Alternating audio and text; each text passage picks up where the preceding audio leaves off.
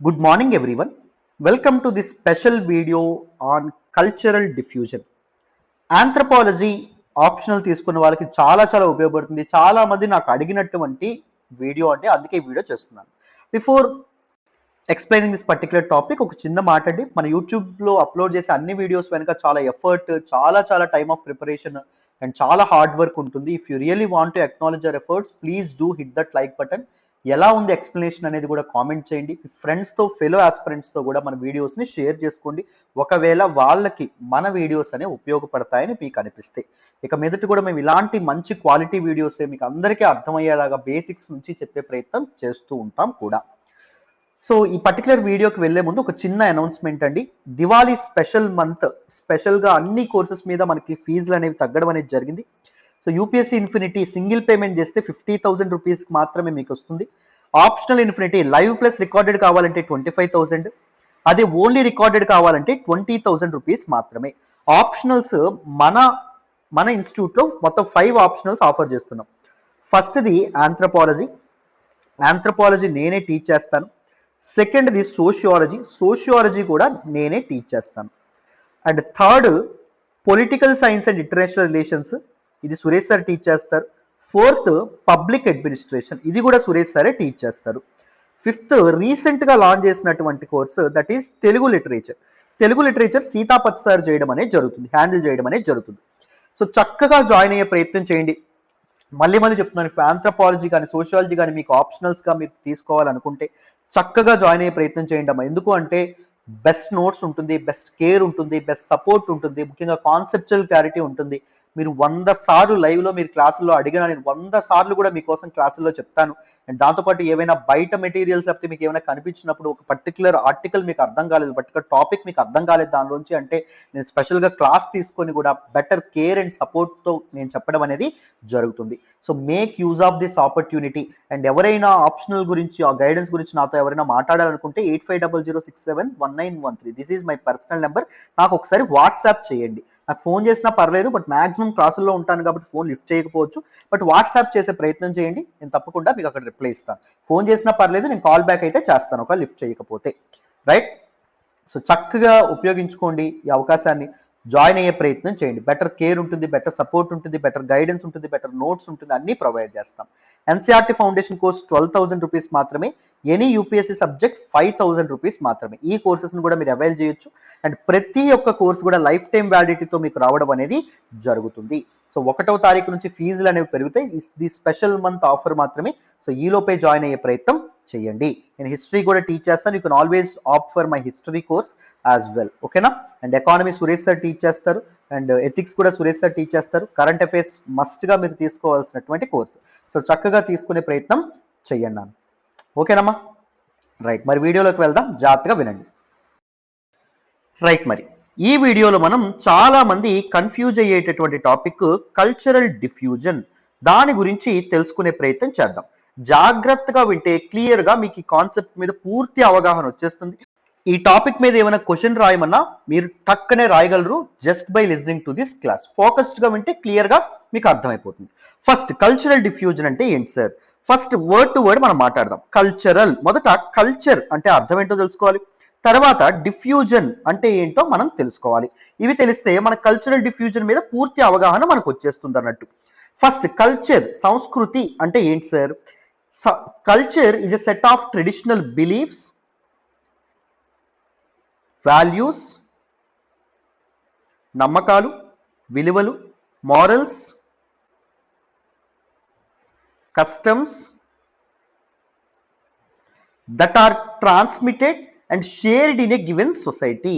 ఒక సమాజంలో ఏవైతే నమ్మకాలు, ఏవైతే వాల్యూస్, ఏవైతే మారల్స్, ఏవైతే కస్టమ్స్, ఏవైతే ప్రాక్టీసెస్ అనేవి షేర్ చేసుకోబడతాయో, ఎలాగా ఒక జనరేషన్ నుంచి వేరే జనరేషన్ కానీ లేకపోతే ఒకే జనరేషన్లో ఉన్నటువంటి వ్యక్తుల మధ్య కానీ ఒకవేళ ఈ beliefs, values, morals, customs transmit అయితే ఆ బిలీఫ్స్, వాల్యూస్, మారల్స్, కస్టమ్స్ ఏవైతే ఉన్నాయో ఆ సెట్ని మనం కల్చర్ అని చెప్పి పిలుస్తాం. డెఫినేషన్ ఏంటంటే culture is a set of beliefs, values, morals, customs and practices that are transmitted and shared in a given society. Okay, మరి సంస్కృతి అంటే మీకు ఏంటో అర్థమైంది. మరి ఇప్పుడు డిఫ్యూజన్ అంటే ఏంటి సార్? మనం డిఫ్యూజన్కి ఇంకొక ఆల్టర్నేటివ్ వర్డ్ చెప్తే మీకు ఈజీగా అర్థమైపోతుంది. స్ప్రెడ్ అనే పదాన్ని నేను వాడుతున్నాను. అర్థమైందా? విస్తరణ లేదా వ్యాప్తి అని చెప్పి అనడం అనేది జరుగుతుంది. సో సింపుల్ గా కల్చరల్ డిఫ్యూజన్ అంటే ఏంటి sir? These believes get transmitted, if these believes get spread across different cultures, if these values అనేటటువంటివి ట్రాన్స్మిట్ అయితే, ఈ మారల్స్ అనేటటువంటివి ట్రాన్స్మిట్ అయితే, కస్టమ్స్ అనేటటువంటివి వ్యాప్తి చెందితే, విస్తరిస్తే, అప్పుడు దాన్ని ఏమంటాము? కల్చరల్ డిఫ్యూజన్ అని చెప్పి మనం అనడం అనేది జరుగుతుందమ్మా. కల్చరల్ డిఫ్యూజన్ అని చెప్పి అనడం అనేది జరుగుతుంది. Now just look at the definition of cultural diffusion నాన్న. Cultural diffusion is simply the spread of one cultures, మళ్ళీ ఇక్కడికి వచ్చేయాలి, బిలీఫ్స్ కానీ, values, morals, customs, practices and items like food, music or tools. It is simply cultural diffusion అని చెప్పి మనం ఈజీగా అర్థం చేసుకోవచ్చు. That is the definition of cultural diffusion. Cultural diffusion కి మనం చాలా ఎగ్జాంపుల్స్ కూడా ఇవ్వచ్చండి. సపోజ్ మనం మాట్లాడుతున్నటువంటి భాష, ఇప్పుడు మనం ఏ లాంగ్వేజ్ టీచ్ చేసుకుంటున్నాం? ఇంగ్లీష్లో కదా మనం మాట్లాడుకుంటున్నాం. నేను ఇక్కడ రాస్తున్నది ఇంగ్లీష్లోనే కదా రాస్తా ఉన్నాను.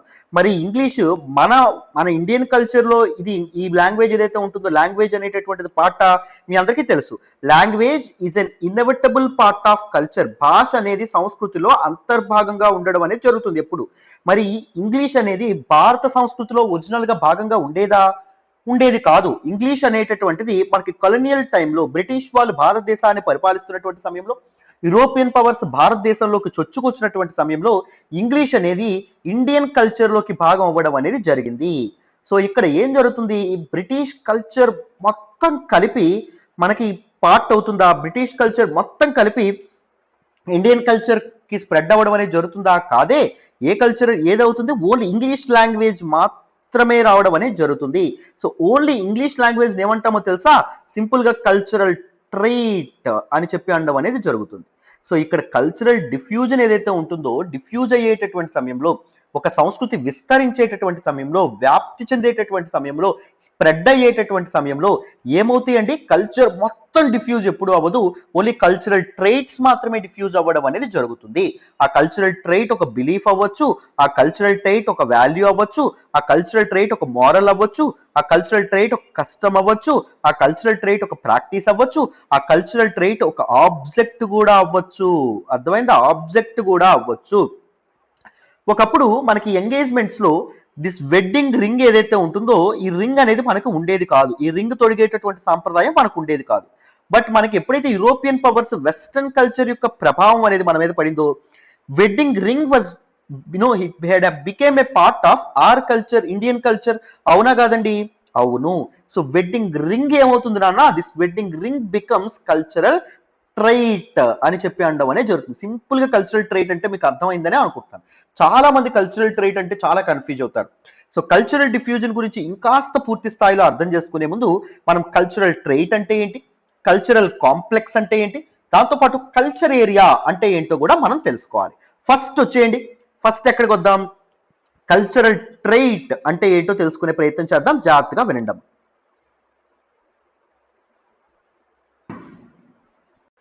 ఏం లేదన్నా, దిస్ కల్చరల్ ట్రైట్ ఏదైతే ఉంటుందో, it is the smallest unit of culture. It is the basic unit of culture.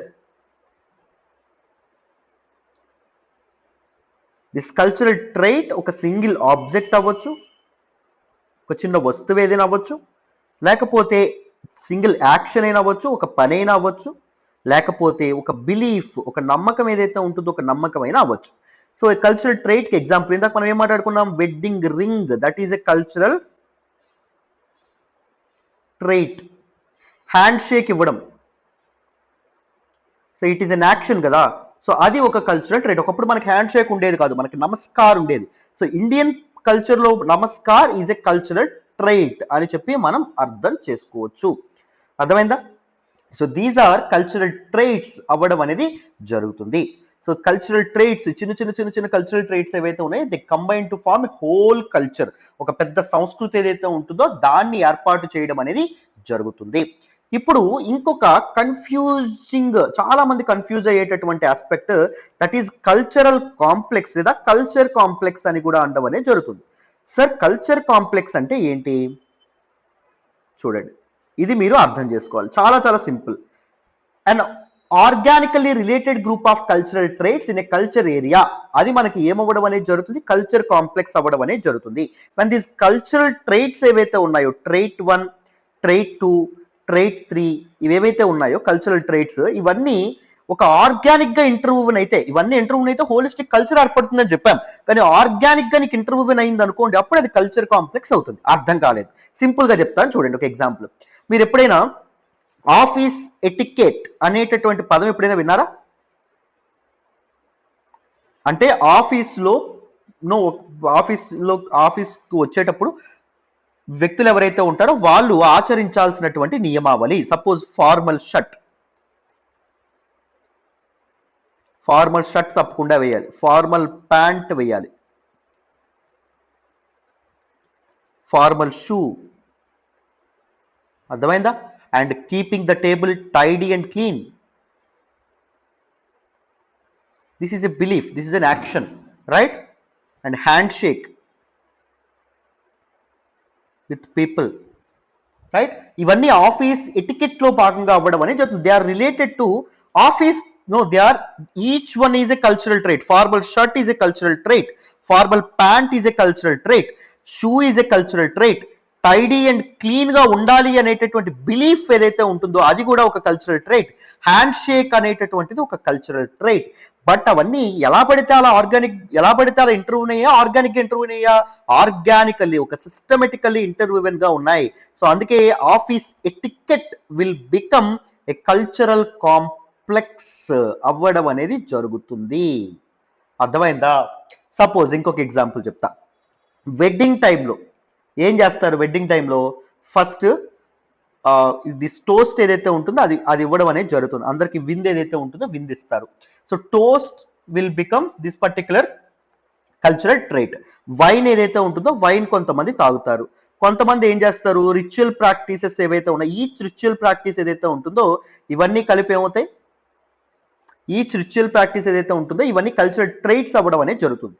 So ఈ సెట్ అంతా కలిపితే ఏమవుతుంది, వెడ్డింగ్ సెరిమనీ అవుతుంది. దిస్ వెడ్డింగ్ సెరిమనీ ఏమవుతుంది రానా అంటే కల్చరల్ కాంప్లెక్స్ అవుతుంది. అర్థమైందా? కల్చరల్ కాంప్లెక్స్ అంటే అర్థమైందా? సింపుల్. సపోజ్ ఎడ్యుకేషన్ సిస్టంలో ఒక కల్చర్లో ఉండేటటువంటి ఎడ్యుకేషన్ సిస్టంలో చాలా చాలా కల్చరల్ ట్రైట్స్ ఉంటాయి. మీరు గమనిస్తే ఏం ట్రైట్స్ ఉంటాయి సార్? ఇప్పుడు ఇండియన్ ఎడ్యుకేషన్ సిస్టమ్ ఉంది, రెస్పెక్టింగ్ టీచర్స్,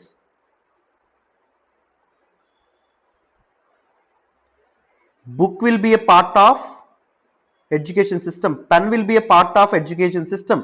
దాంతోపాటు ఈవెన్ ఈ శానిటేషన్ ఏదైతే ఉంటుందో that became a part of education system. Nutrition has become a part of education system, right? So comprehensive understanding has become a part of our education system. అవునా కదా? So ఇవన్నీ కలిపితే ఏమవుతుంది, education system అనేటటువంటి ఒక holistic complex అనేది వస్తుంది. అర్థమైందా? Education system. So now education system ని ఏమంటాము, కల్చరల్ కాంప్లెక్స్ అని చెప్పి అనడం అనేది జరుగుతుంది. దే ఆర్ నాట్ ఎలా పడితే అలాగా ఇంటర్వ్యూన్ అయినాయా కాదు, ఆర్గానిక్ గా ఇంటర్వ్యూన్ అవ్వడం అనేది జరిగింది. ఇప్పుడు suppose toast, wine, ritual practice ఇవన్నీ ఉన్నాయి. వీటికి ఎప్పుడు సంబంధం లేనటువంటి విషయం ఏంటి అంటే, సపోజ్ ఇక్కడ మనం ఏం చెప్తాం, రైటింగ్ ఆంథ్రోపాలజీ నోట్స్ అన్నాం అనుకోండి, లేకపోతే లిజనింగ్ టు ఆంథ్రోపాలజీ క్లాస్ అన్నాం అనుకోండి. పెళ్లికి ఆంథ్రోపాలజీ క్లాస్ కి సింబల్ మనకి ఏమైనా ఇది ఉంటుందా? ఉండదు. ఆంథ్రోపాలజీ క్లాస్ వినడం అనేది it will be a part of our culture, because it is your belief that if you read anthropology you will succeed. That is your belief. Beliefs are part of our culture, అందులో డౌటే లేదు, సందేహమే లేదు. అవునా? But ఆంథ్రోపాలజీకి ఇక్కడ wedding సెరమనీకి ఏమైనా link ఉందా? Link అనేది ఉండదు. సో ఆంథ్రోపాలజీ నువ్వు ఇంక్లూడ్ చేస్తే అది కల్చరల్ కాంప్లెక్స్ వస్తుందా? రాదు. కల్చరల్ కాంప్లెక్స్ ఏంటి, ఇది ఆర్గానిక్ గా కల్చరల్ ట్రేట్స్ ఏవైతే ఉన్నాయో అవి ఇంటర్వ్యూ అవ్వాలి. ఇప్పుడు toast, wine, ritual practices, customs ఏవైతే మనకి వెడ్డింగ్ సెరమనీలో చేస్తారో, లేకపోతే జ్యువెలరీ ఏవైతే వేసుకుంటారో, సో ఇవన్నీ, లేకపోతే వెడ్డింగ్ రింగ్, సో ఇవన్నీ ఏమవుతాయి, వెడ్డింగ్ సెరమనీలో భాగం అవుతాయి. So wedding ceremony will become cultural complex and each one of them will become cultural traits నాన్న. సో క్లారిటీ వచ్చిందనే అనుకుంటున్నాను, యాజ్ సింపుల్ యాజ్ దట్. ఇప్పుడు మీరు కల్చరల్ ట్రైట్, కల్చరల్ కాంప్లెక్స్ అంటే మీకు ఏంటో అర్థమైంది.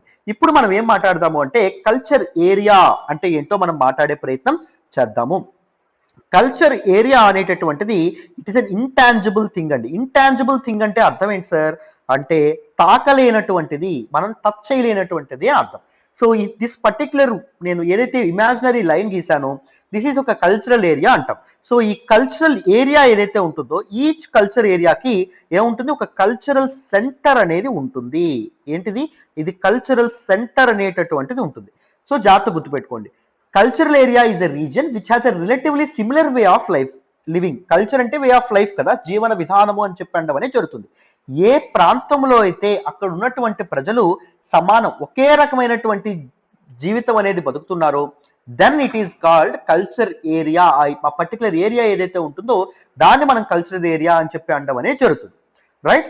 The centre of the culture area, each culture area will have a centre and the centre of a culture area has uniform customs. అక్కడ ఉండేటటువంటి ప్రజలు similar అంటే సిమిలర్ వే ఆఫ్ లైఫ్ తో బతుకుతారు.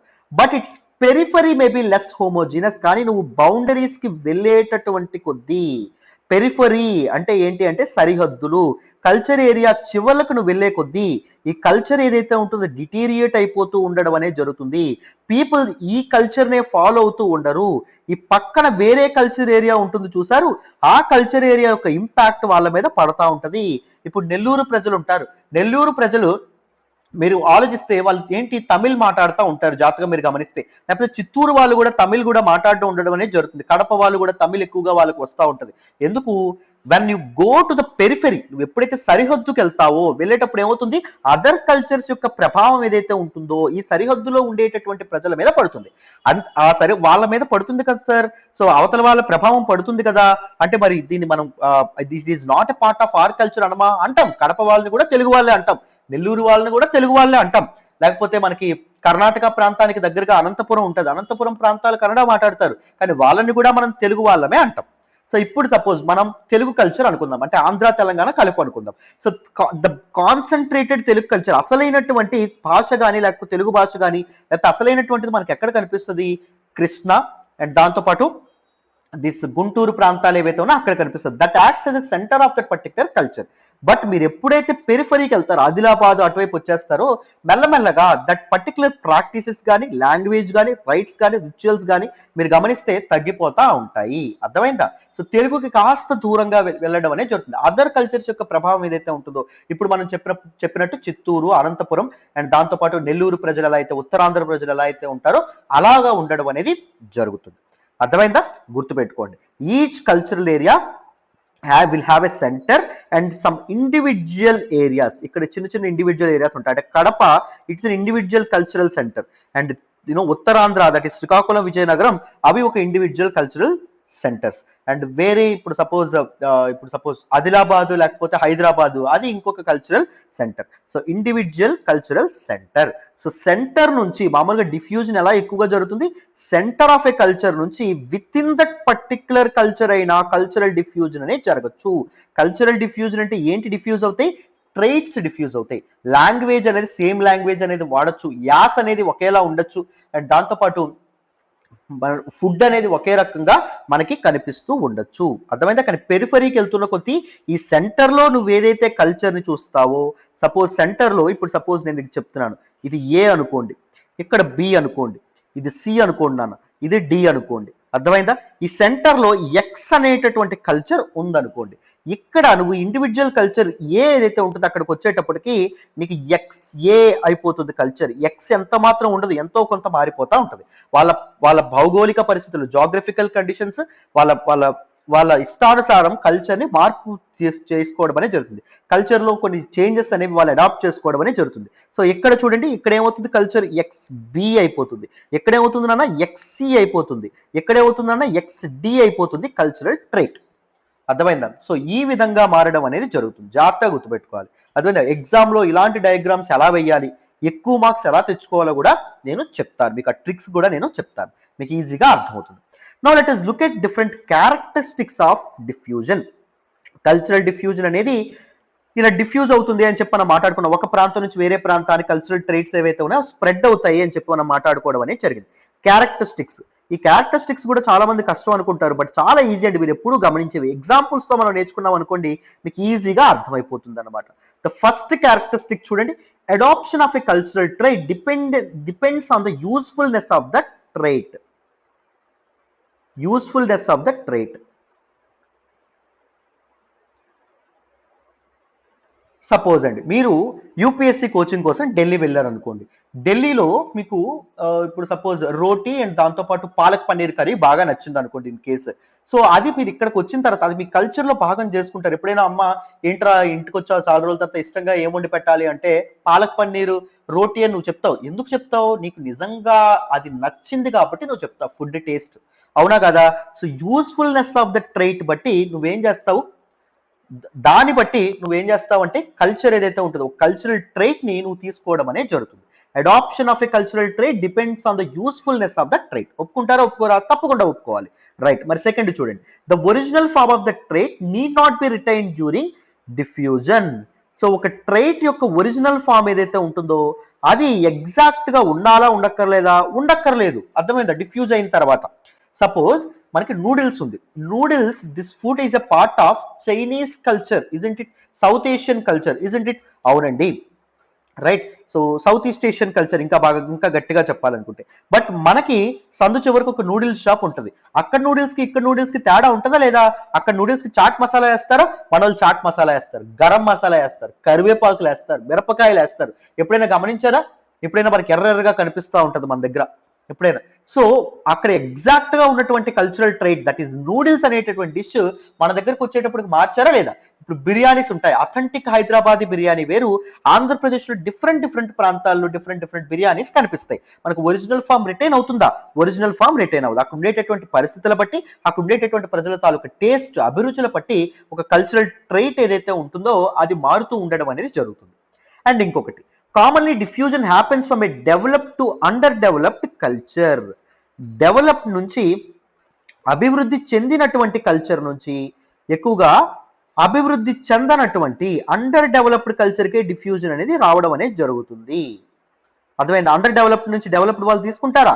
తీసుకోవడం, ఒక కల్చరల్ ప్రాక్టీస్ అనేది తీసుకోవడం అనేది జరగదు. రైట్. సో మనం కొలోనియల్ టైంకి వెళ్దాం. బ్రిటిష్ వాళ్ళు భారతదేశాన్ని పరిపాలిస్తున్నప్పుడు there is an aspect called white man's burden. So British వాళ్ళు సుమారు 200 సంవత్సరాల పైచిలకు భారతదేశాన్ని పరిపాలించారండి. సో బ్రిటిష్ వాళ్ళు ఎందుకు అన్ని సంవత్సరాలు పరిపాలించగలిగారో తెలుసా? They never revealed their ambition. వాళ్ళ తాలూకు అంబిషన్ ని వాళ్ళు ఎప్పుడూ బయట పెట్టలా.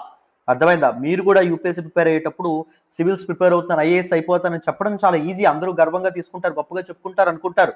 బట్ చాలా మంది అసూయ పడతారండి. అర్థమైందా? సో బ్రిటిష్ వాళ్ళు చేసినటువంటి మొదట ఇంపార్టెంట్ పని ఏంటంటే తమ ఆసియాన్ని, మేము భారతదేశాన్ని రూల్ చేయాలనుకుంటున్నాము, మేము భారతదేశాన్ని ఎక్స్ప్లాయిట్ చేయాలనుకుంటున్నాము అని బ్రిటిషర్స్ ఎప్పుడూ రివీల్ చెయ్యలేదు. అర్థమైందా? జాగ్రత్త గుర్తుపెట్టుకోండి. అయితే మరి ఎందుకు ఇండియాలో ఉంటున్నారండి అంటే వాళ్ళు ఏం చెప్పారు అంటే వైట్ మెన్స్ బర్డెన్ అనేటటువంటి కాన్సెప్ట్ తీసుకొచ్చారు. అంటే their culture is superior, British culture is superior, these Indians are barbarians. These Indians, వీళ్ళు ఎవరైతే ఉన్నారో వీళ్ళ నాగరికులు, మేము వాళ్ళకి నాగరికతను నేర్పిస్తా ఉన్నాము. One of the earliest civilisations అయినటువంటి మనకి ఇండస్ వ్యాలీ సివిలైజేషన్ లేకపోతే హరప్పన్ సివిలైజేషన్ మన ఇండియన్ సబ్ కాంటినెంట్ లోనే కదండి ఫ్లరిష్ అయింది. సో నాగరికత మనకి తెలియందా? మరి వాళ్ళు ఏమంటున్నారు? నాగరికత నేర్పిస్తాం, వీళ్ళ భాషలు ఏం బాలేదబ్బా, మేము వాళ్ళకి భాష నేర్పిస్తాం. సంస్కృతం కంటే గొప్ప భాష ఏమైనా ఉంటుందండి? దైవ భాష అని చెప్పి అనడం అనేది జరుగుతుంది. వాళ్ళ తాలూకా నడవడిక ఏం బాలేదండి, మేము నడవడికను నేర్పిస్తాము. వాళ్ళ తాలూకా తీరుతనులు ఏం బాలేవండి, మేము నేర్పిస్తాము అని చెప్పి బ్రిటిష్ వాళ్ళు ఎవరైతే ఉన్నారో వాళ్ళ లాంగ్వేజ్ని కానీ, వాళ్ళ కల్చర్ని కానీ, వాళ్ళ వే ఆఫ్ లైఫ్ స్టైల్ని కానీ మన మీద ఇంపోజ్ చేయడం అనేది జరిగింది. వాళ్ళు ఇంపోజ్ చేసినంత మాత్రాన మనం తీసుకోవాలా సార్? మనం తీసుకుంటామా? తీసుకున్నాం. ఎందుకు తీసుకున్నాం? Because we feel that their culture is developed culture and our culture is underdeveloped culture. వాళ్ళని దొరలని పిలుచుకుంటూ వాళ్ళకి పెద్దపీట వేస్తూ వాళ్ళ తాలూకా కల్చరే, వాళ్ళ తాలూకా సంస్కృతే గొప్ప సంస్కృతేమో అనుకొని మనం బ్రిటిష్ కల్చర్ నుంచి చాలా కల్చరల్ ట్రైట్స్ మనం తీసుకోవడం అనేది జరిగింది. So diffusion always happens from a developed culture to underdeveloped culture. And now let us look at the barriers of cultural diffusion. Cultural diffusion కి బ్యారియర్స్ ఏంటండి? అడ్డంకులుగా ఏముంటాయంటే ఒక కల్చరల్ ప్రాక్టీసెస్ వేరే కల్చర్ కి అంటకుండా, తాకకుండా, స్ప్రెడ్ అవ్వకుండా, విస్తరించకుండా, వ్యాప్తి చెందకుండా ఏ బ్యారియర్స్ అనేవి అడ్డుపడతాయి? మొదట ఏంటి అంటే ట్రాన్స్పోర్ట్. ఇప్పుడు మీరు ఢిల్లీ వెళ్ళడం వల్ల అక్కడ ఉన్నటువంటి ఒక ఫుడ్ ఐటమ్ ఏదైతే ఉంటుందో అది మీకు రావడం అనేది జరిగింది. సపోజ్ ట్రైన్ లాక్డౌన్ ఉంది, ట్రైన్లు తిరగట్లేదు అనుకోండి, ఒక 5-6 ఏళ్ల పాటు మీరు ఢిల్లీ వెళ్ళకపోతే, ట్రాన్స్పోర్ట్ అనేది లేకపోతే మీకు వాళ్ళ దగ్గర నుంచి మీకు కల్చరల్ ట్రైట్ అనేది తెలుస్తుందా? తెలియదు. అవునా కదా? వాళ్ళ దగ్గర నుంచి మీకు కల్చరల్ ట్రైట్ ఏమైనా మీకు తెలియడం జరుగుతుందా? మీరు ఏమైనా నేర్చుకుంటారా? దాన్ని తెలుసుకుంటారా? తెలుసుకోరు. మీ జీవితంలో దాని భాగస్వామి ఎంత మాత్రం తెలియదు, ఎందుకంటే ఫస్ట్ మీకు తెలియదు కాబట్టి. అండ్ సెకండ్ ఏంటంటే కమ్యూనికేషన్. ఇప్పటికీ వెస్టర్న్ కల్చర్ మనం ఎందుకు ఫాలో అవుతున్నాం? బెటర్ కమ్యూనికేషన్ సర్వీసెస్ ఉండాలి. ఇప్పుడు ఫేస్బుక్ ఉంది, ఇన్స్టాగ్రామ్ ఉంది, అక్కడ వెస్టర్న్ డ్రెస్సెస్ ఏవైతే ఉన్నాయో అవి చూస్తూ ఉన్నాం, మనకు బాగా నచ్చుతూ ఉన్నాయి. అండ్ దాంతోపాటు యూట్యూబ్ వీడియోలు చూస్తూ ఉన్నాం. అండ్ ఇవన్నింటి వల్ల మనకి ఏం జరుగుతుంది? త్రూ కమ్యూనికేషన్ మనకి వీటన్నింటి గురించి కల్చర్స్ అంటే ఇప్పుడు ట్రాన్స్పోర్ట్ వల్ల ఏం జరుగుతుంది? డైరెక్ట్ డిఫ్యూజన్ జరుగుతుంది, డైరెక్ట్ కల్చరల్ డిఫ్యూజన్.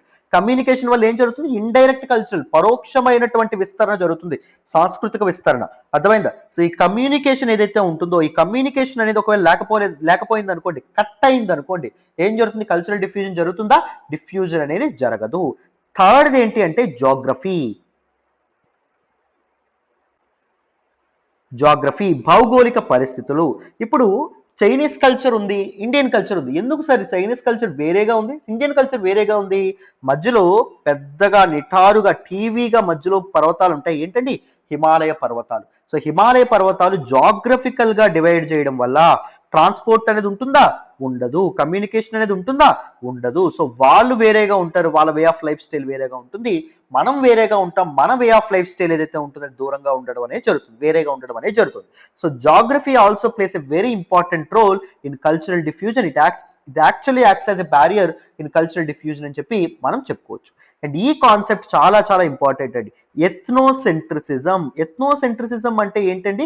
నా కల్చరే గొప్ప, నా ఎథ్నిసిటీయే గొప్ప అనేటటువంటి భావన ఏదైతే ఉంటుందో దాన్ని మనం ఎథ్నోసెంట్రిజం అని చెప్పి అనడం అనేది జరుగుతుంది.